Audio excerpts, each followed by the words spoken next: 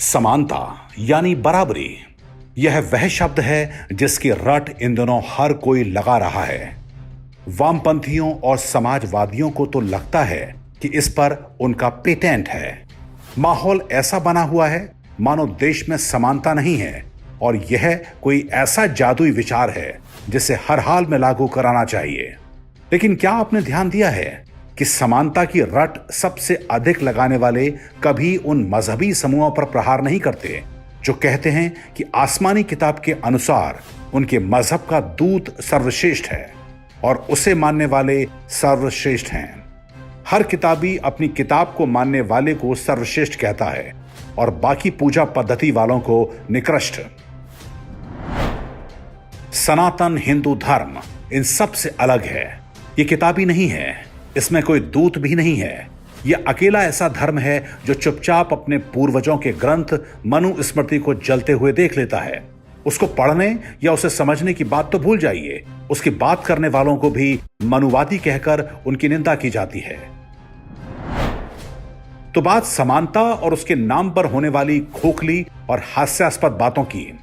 मान लीजिए कि आपको एक फुटबॉल टीम बनानी है तो आपको 11 खिलाड़ी चाहिए। सभी प्लेयर्स को आप फुटबॉलर ही कहेंगे। उन 11 फुटबॉलरों में से एक गोलकीपर होगा जो खेलेगा नहीं, बस गोल पोस्ट की रखवाली करेगा।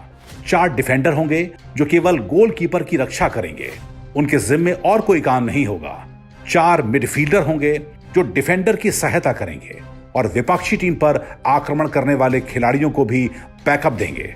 2 फॉरवर्ड प्लेयर्स भी चाहिए जो गोल करने का प्रयास करेंगे। मैच आप तभी जीतेंगे जब गोलकीपर से लेकर फॉरवर्ड तक के सारे खिलाड़ी अपने अपने काम में कुशल और सतर्क हों। एक भी खिलाड़ी ढीला पड़ा तो मैच में बुरी तरह पिटाई की गारंटी है।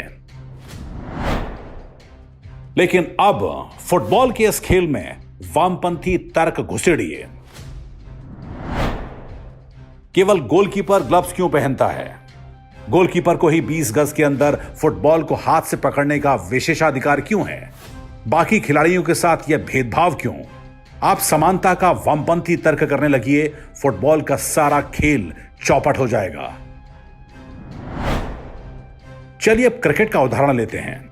इसमें भी 11 खिलाड़ी होते हैं, पर क्या आप 11 के 11 खिलाड़ी समान गुण वाले चुनते हैं या फिर 11 खिलाड़ी विशेष गुणों वाले चुनते हैं?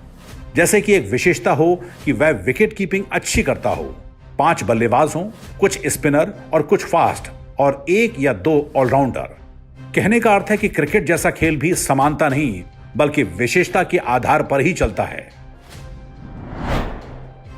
अब यहां भी वामपंथी तर्क घुसड़ के देखिए। केवल विकेट कीपर पैड और ग्लव्स पहनकर क्यों रहता है? क्या बाकी 10 फील्डरों की जिंदगी की कोई कीमत नहीं? स्मैश विकेटकीपर पैट्रियार्की की तख्ती लेकर बैठ जाइए, इस खेल का खात्मा निश्चित हो जाएगा। खेल ही नहीं, दुनिया के सभी कार्य विशेषताओं से चलते हैं। जो विशेषता डॉक्टर के पास होती है वह नर्स के पास नहीं होती और जो विशेषता नर्स के पास होती है वह डॉक्टर के पास नहीं होती। दोनों की अपनी अपनी विशेषताओं से ही अस्पताल चलता है। आप सनातन धर्म को यदि ध्यान से और बिना पूर्वाग्रह के देखें तो इन्हीं विशेषताओं का आधार आपको सर्वत्र दिखेगा।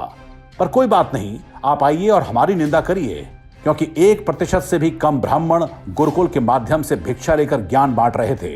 हजारों साल से केवल कुछ दशकों पूर्व तक यह तरीका चलता रहा। देश स्वतंत्र हुआ, अंग्रेज गए, लेकिन समाजवाद घुस गया, साथ में समानता का वामपंथी तर्क चल गया। अब वही देश टैक्स का बड़ा भाग मदरसों को दे रहा है। कहते हैं कि समानता के लिए ऐसा कर रहे हैं। क्या समानता ऐसे ही होती है? यदि समानता और विशेषता की यह दृष्टि आपने विकसित कर ली तो वामपंथियों के हर कुतर्क का उत्तर दे सकेंगे। यह जरूरी भी है क्योंकि उनकी चुनौती अब बढ़ती जा रही है। समानता की यह वामपंथी सनक अब परिवारों में घुस चुकी है।